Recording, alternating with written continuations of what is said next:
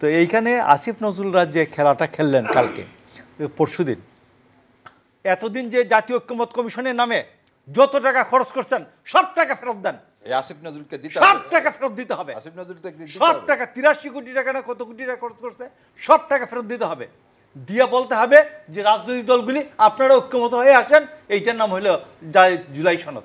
এই 270 দিনের এই নাটক এগুলো করে আসিফ নজরুল দেশটা বড় এই যে এতদিন যে নাটক করলেন 9 মাস, এই 9 মাস জাতির 9 মাস যে সময়টা নষ্ট করলেন, 14 মাস না না 9 মাস তো কমিশন করার পর এই যে আমার যে ভ্যালুয়েবল মূল্যবান সময়, বিপ্লবোত্তর সময়ে মানুষের অস্থিরতা থাকে, অসহিষ্ণুতা থাকে, অধৈর্য থাকে, দেশের অর্থনৈতিক অবস্থা খারাপ থাকে, এই সময় যে আপনি যে আমার গৃহযুদ্ধ হয়ে যায় অনেক জায়গায়, এই সময় যে আপনি 9 মাস যে আমার খাইলেন, এইটার সব কিছুর হিসাব দিতে হবে, দিয়া তারপর যাইতে হবে।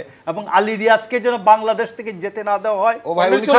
আলী রিয়াজকে ওই ঐক্যমত কমিশনের বাকিগুলাকে ধরে আইনা ওই যে কি বলে একটা ভিআইপি জেল বানাইয়া ওই যে কোথাও ওইখানে সবার আগে আসিফ নজরুলকে ধরেন, তাহলে এবং এদেরকে রাইখিয়া, এটা আমার মনে হয় এটাই প্রথম প্রতিকার। আর আমি মনে করি ঐক্যমত কমিশনে আমাদের নির্বাচন ভালো হবে। ইউনূস সাহেব পলাইয়ে গেলেও নির্বাচন ভালো হবে, আমরা নির্বাচন করব, দেশের মানুষ করবে ইনশাআল্লাহ। জি ধন্যবাদ। আসলে এই সরকার দেখতে কেমন, এই প্রশ্নটা আসলে আমাদের না খোঁজাটাই ভালো।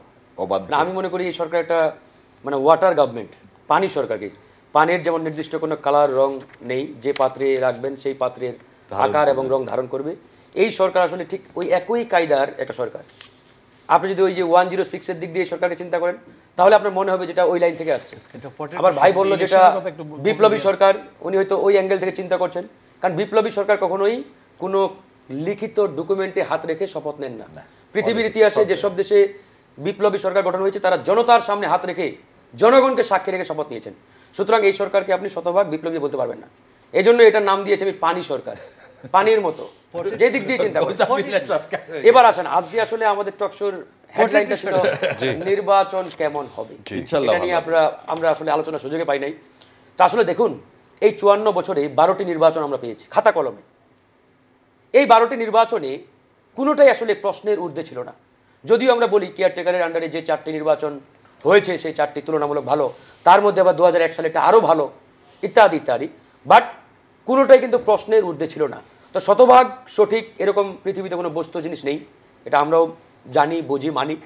এখন কথা হচ্ছে যে আগামী ত্রয়োদশ জাতীয় নির্বাচন যেহেতু সন্নিকটে, এই নির্বাচনটা আসলে অবাধ, সুষ্ঠু, নিরপেক্ষ হওয়ার থেকে ক্রেডিবল নির্বাচন হওয়াটা অত্যন্ত জরুরি। নির্বাচন হলেই হবে না। হাসিনাও কিন্তু বলেছে যে আমার নির্বাচন অবাধ, সুষ্ঠু হয়েছে, কিন্তু আসলে ওটা কি ক্রেডিবল নির্বাচন ছিল না। 2008 সালে নির্বাচন আমরা সবাই বৈধতা দিয়েছি, আসলে কি ওই নির্বাচন তারাও নির্বাচন করেছিল একটা গোষ্ঠীকে বাদ দিয়ে, এই নির্বাচনও তো একটা গোষ্ঠীকে বাদ দিলাম। 2008 সালের যে নির্বাচন, এই নির্বাচনে তো বিএনপি, জামাত, আওয়ামী লীগ সবাই অংশগ্রহণ করেছে। তারপরেও কিন্তু এই নির্বাচন অবাধ, সুষ্ঠু, ফ্রি এন্ড ফেয়ার ছিল না।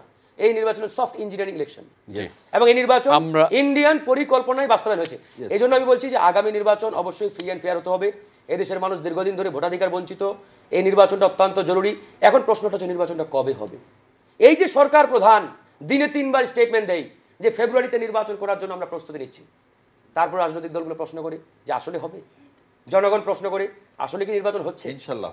এই যে কনফিডেন্সের ঘাটতি, এই কনফিডেন্স দেওয়ার দায়িত্ব ছিল গভর্নমেন্টের, বা সরকার আসলে ওই কনফিডেন্স জনগণ রাজনৈতিক দলগুলোর মধ্যে তৈরি করতে পারে নাই। কেন পারে নাই? কারণ এই সরকারের মধ্যে একটা সুপ্ত বাসনা আছে। এই সুপ্ত বাসনাটা বারবার জনগণ এবং রাজনৈতিক দলগুলো অ্যাটাক করছে, হিট করছে। তা না হলে তারেক রহমান সাহেব গত পরশুদিন তিনি নিজেও বলেছেন যে আগামী জাতীয় নির্বাচন নিয়ে সন্দেহ ঘনীভূত হচ্ছে। আমাদের সব পেরিয়ে আমি একটা কথা বলে শেষ করব, নির্বাচন অবশ্যই ফেব্রুয়ারির মধ্যে হতে হবে। নির্বাচন নিয়ে নো কম্প্রোমাইজ।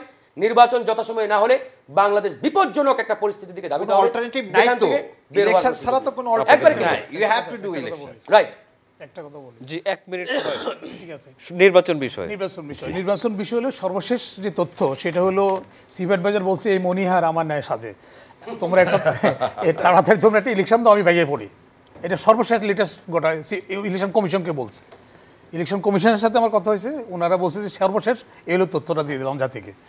তবে এই ইলেকশন এনারা করতে পারবে না, করে তো কোনো উপায় নাই। আপনাকে ইলেকশন করতে হবে, উপায় নাই। তবে আসিফ নজরুলদের হাতে কি এই দেশ সেফ?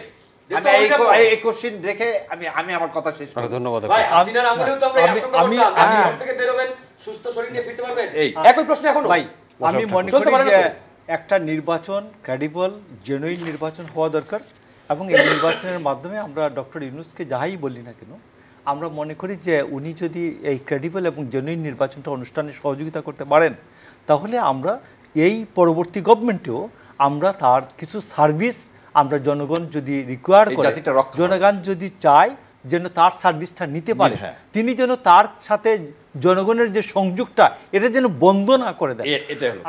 আমি তার কাছে মোশাররফ সনির্বন্ধ হোসেন অনুরোধ ঠাকুর, জানাবো আপনাকে যে ধন্যবাদ। আপনি ফারুক হাসান, আপনাকে এই ধন্যবাদ। যোগাযোগের একে এম পথটা পাটোয়ারি, শাহরিয়ার রাখবেন কবির,